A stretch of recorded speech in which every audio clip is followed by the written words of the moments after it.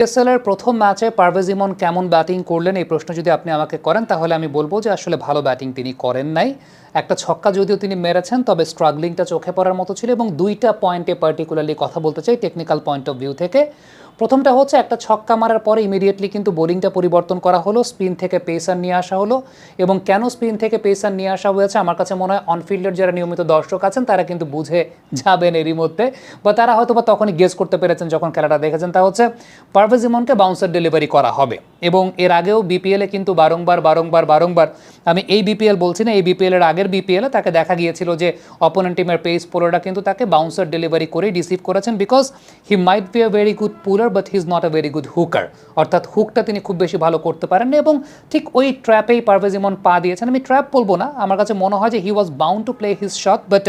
Fact is আপনি যখন হুক করছেন you need to get the elevation right এবং পারভেজ ইমন আসলে এলিভেশনটা ঠিকঠাক মতো এখানে পান নাই।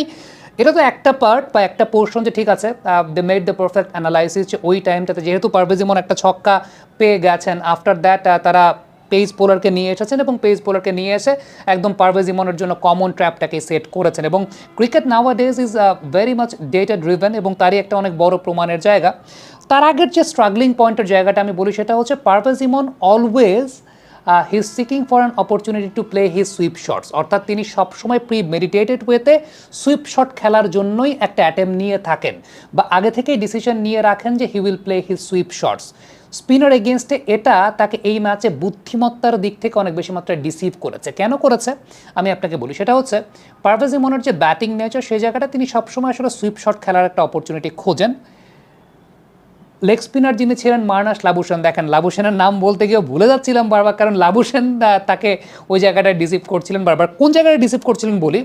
যেহেতু পারভেজ ইমন অলওয়েজ তিনি এই অপরচুনিটিটা খোঁজেন যে তিনি সুইপ করবেন, সো তিনি সবসময় এক্সপেক্ট করেন যে লেগ স্পিনার হোক, অফ স্পিনার হোক বা যে কোনো স্পিনার হোক তাকে বল করবে একটু সামনের লেন্থে, যেটা আসলে সুইপ করার জন্য সুইটেবল। বাট লাবুশেন খেয়াল করে দেখবেন পারভেজ ইমনের এগেনস্টেই কিন্তু ম্যাক্সিমাম নাম্বার অফ ওকেশনস তিনি বল করছিলেন সাইড আর্ম অ্যাকশনে। সাইড আর্ম অ্যাকশনে মানে আইলাইনের নিচে, এবং আইলাইনের নিচে মানে ম্যাক্সিমাম বল কিন্তু পিচ করছিল আসলে পেছনের লেন্থে, এমন লেন্থে which was not suitable to play the sweep shots, অর্থাৎ যে বলগুলো সুইপ শট খেলার জন্য সুইটেবল ছিল না, সুইপ শট খেলার জন্য সুইটেবল না এরকম শুধুমাত্র ইমনের ক্ষেত্রেই maximum number of occasions Labuschagne রাউন্ডার ম্যাকশনে বোলিং করছিলেন যাতে বল পিছে ড্রপ খায় এবং ওই আইলাইনের নিচের লেন্থের বল থেকে ইমন যেহেতু আগে থেকেই প্রি মেডিটেটেড যে সুইপ খেলবেন, সো আলটিমেটলি তিনি তার মোশনটা কিন্তু সুইপ খেলার মতো। পরে যখন দেখছেন যে না বলটা আসলে আইলাইনের অনেক নিচে এবং লাস্ট মোমেন্টে যখন ডিসিশন নিতে হচ্ছে ইমন আলটিমেটলি ঠিকঠাক মতো শট খেলতে পারছিলেন না, আনটিল লাস্টের যে বলটা তিনি ছক্কা মেরেছেন ওই বলটার সময় ইমন আগে থেকে সুইপের অ্যাটেম্পটে ছিলেন না, তিনি মডারেট পজিশনে ছিলেন যে না ঠিক আছে বল যেরকম আসবে according to flight I will play my shot. Even left arm স্পিনারকে যখন ইমন খেলেছেন প্রত্যেকটা বলে মনে হচ্ছিল যে he was very much willing to play his sweep shots, মানে তিনি অটো সুইপ শটের অ্যাটেম্পটে যাচ্ছেন এবং আমার কাছে মনে হয় যে both the bowlers were very much clever, দুজন স্পিনারই দে ওয়ার ভেরি ক্লেভার এবং তাকে বল করছিলেন আসলে আইলাইনের নিচে। ঠিক এই পার্টিকুলার বিষয়টা নিয়ে যে বড় ব্যাটাররা কীভাবে স্পিনারদেরকে ডিল করেন আমরা অনফিল্ডের পর্দায় একটা ভিডিও কিন্তু করেছি, সেটা আপনি দেখেছেন, যারা দেখেন নাই তাদের জন্য আমাদের কমেন্ট বক্সের প্রথম কমেন্টেই এই ভিডিওটার লিঙ্ক পিন করে দেওয়া, যেখানে আসলে আপনি কিভাবে রোহিত শর্মা এবং বিরাট কোহলির মতো ব্যাটসম্যানরা স্পিন ডিল করেন বাই জাজিং দ্য ফ্লাইট, অর্থাৎ বল যখন আইলাইনের উপরের ফ্লাইটে থাকে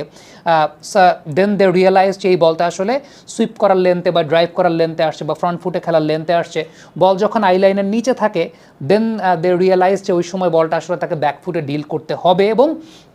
বড় ব্যাটাররা কিন্তু বলের লেন্থটাকে জাজ করেই দে টেক দেয়ার ডিসিশন যে তারা আসলে কোন পায়ের উপর ভর করে শটটাকে খেলবেন। আমরা একটা প্র্যাকটিস মেথডও আপনাদের দেখিয়েছিলাম, সেটাও প্লে করে দেখাচ্ছি, যেখানে আপনি আসলে একটা দড়ি আপনার প্র্যাকটিসে একটা দড়ি সেট করে ওই দড়ির ওপর দিয়ে বা ওই দড়ির প্যারালালে আসা বলগুলোকে you will play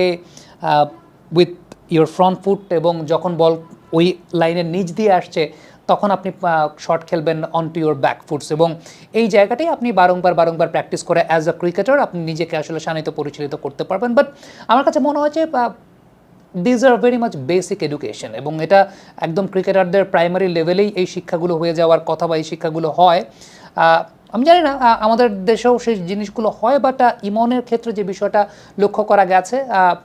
he was very much premeditated playing his sweep shots, এবং এখানেই আলটিমেটলি তাকে বারংবার ডিসিভড হতে দেখা গেছে, এবং এই জায়গাটাতে তাকে দেখা গেছে যে